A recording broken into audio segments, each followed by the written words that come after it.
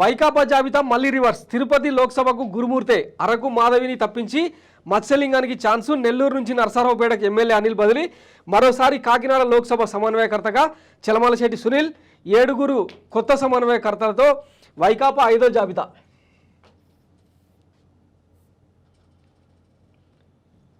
నిన్న మరో జాబితా వచ్చిందనమాట. అరకు వ్యాలీకి సంబంధించి రేగ మత్స్యలింగం, కాకినాడ ఎంపీగా చలమలశెట్టి సునీల్, మచిలీపట్నం ఎంపీగా సింహాద్రి రమేష్ బాబు, అవనిగడ్డ సింహాద్రి చంద్రశేఖర్ రావు, నరసరావుపేట ఎంపీగా పోలుబోయిన అనిల్ కుమార్ యాదవ్, సత్యవేడుకు నూకతోటి రాజేష్, తిరుపతి ఎస్సీకి సేమ్ మద్దిలి గురుమూర్తినే, బై ఎలక్షన్లో గెలిచిన మద్దిలి గురుమూర్తినే కొనసాగిస్తున్నారు అనమాట. సో ఇది 5వ లిస్టు. 6వ లిస్ట్ అనమాట.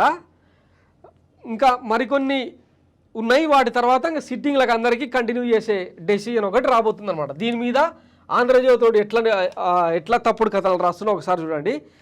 అభ్యర్థుల కొరతతో ఆరకొరగా జాబితా. వైసీపీ 5వ జాబితాలో 4 ఎంపీ, 3 అసెంబ్లీ అభ్యర్థుల పేర్లు.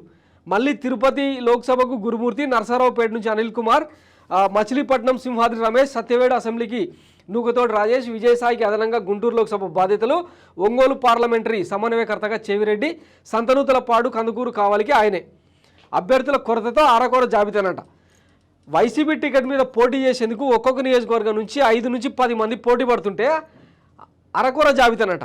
నీ తెలుగుదేశం, నీ జనసేన నుంచి పోటీ చేసేందుకు ఎంతమంది రెడీగా ఉన్నారు? టికెట్లు ఇస్తామన్నా కూడా వద్దనే స్థితికి వచ్చింది. మన కింద ఉండే నలుపుని మాత్రం చూసుకోము. వీళ్ళ లిస్టునేమో 13వ పేజీలు వేసాడు. అభ్యర్థులను నిర్ణయించిన టీడీపీ జనసేన. 11 చోట్ల తెలుగుదేశం పోటీ. రాష్ట్రంలోని 25 లోక్సభ స్థానాలకు గాను 13 చోట్ల టీడీపీ జనసేన కూటమికి అభ్యర్థులను ఖరారు చేసింది. బయటకు అధికారికంగా ప్రకటించకపోయినా అంతర్గతంగా వారి అభ్యర్థిత్వాలపై ఆ పార్టీలో స్పష్టత వచ్చినట్లు సమాచారం. మిగిలిన స్థానాలపై కసరత్తు నడుస్తుంది.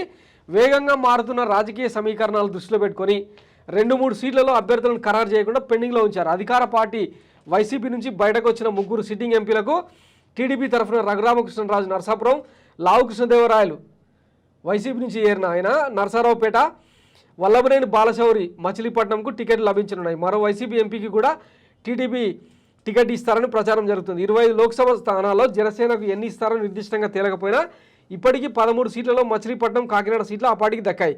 శ్రీకాకుళం, అనకాపల్లి, విశాఖపట్నం, అమలాపురం, నరసాపురం, ఏలూరు, విజయవాడ, నరసరావుపేట, తిరుపతి ఎస్సీ, రాజంపేట, అనంతపురం, హిందూపురంలో టీడీపీ బరిలో ఉండనుంది అని చెప్పి రాసుకున్నాడు.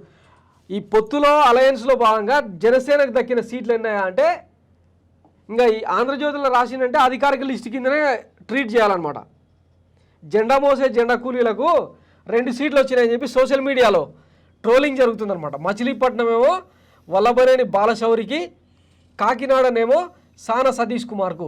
ఇంకా అవసరం అయితే ఇంకా గట్టిగా కొట్లాడితే పవన్ కళ్యాణ్, ఇతర కాపు నేతలు కానీ రాజులు ఇట్లాంటి వాళ్ళు ఏమన్నా గట్టిగా కొట్లాడితే ముష్టిగా ఇంకొక సీటు, 3వ సీటు ఇస్తారని చెప్పి సోషల్ మీడియాలో ట్రోలింగ్ నడుస్తుందన్నమాట. పవన్ కళ్యాణ్ చెప్పిండు కదా, పోయినసారి 2019 ఎన్నికల్లో 153 మంది అభ్యర్థులను మనం పోటీలో నిలబెడితే ఎవరికి కూడా డిపాజిట్లు దక్కకుండా ఓడగొట్టిండ్రు, ఆఖరికి నన్ను కూడా ఓడగొట్టిండ్రు. ఇప్పుడు ఏ మొహం పెట్టుకొని టికెట్లు అడుగుతాం అని ఎప్పుడైతే మాట్లాడిండో ఇంకా చంద్రబాబు నాయుడు బ్యాటింగ్ స్టార్ట్ చేసిండు అనమాట. ఇట్లా ముష్టి వేసే ప్రయత్నం. మీ కాపు నేతలు ముద్రగడ లాంటి, హరిరామ జోగయ్య లాంటి వాళ్ళు 70 సీట్లలో మనకు బలం ఉంది, 70 సీట్లు కాకపోయినా కనీసం 50 సీట్లలో పోటీ చేయాల్సిన అవసరం ఉంది, కాపు నేతల బలాన్ని చాటుకోవాల్సిన అవసరం ఉంది. ఇంకెప్పుడు కూడా బ్యాక్ ఎండ్లోనే ఉండి పనిచేద్దామా, ముఖ్యమంత్రి సీటుకు మనం అర్హులం కామా అని వాళ్ళు కొట్లాడుతూ ఉంటే పవన్ కళ్యాణ్ ఏమో చంద్రబాబు నాయుడిని సీఎం చేయనికే వెంపర్లాడుతున్నాడు అనమాట. ఇది వీళ్ళ దిక్కుమాలతనం అన్నట్టు. వీళ్ళు ఏం రాస్తారు, అభ్యర్థులు అరకొరగా, వైసీపీ అభ్యర్థులు అరకొరనంట. రేపు షెడ్యూల్ వచ్చిందనుకోండి, ఇమ్మీడియట్గా ఆల్రెడీ ఇప్పటికే ఇన్ఛార్జ్లను నియమించారు, ఎవరి ప్రచారం వాళ్ళు చేసుకుంటున్నారు.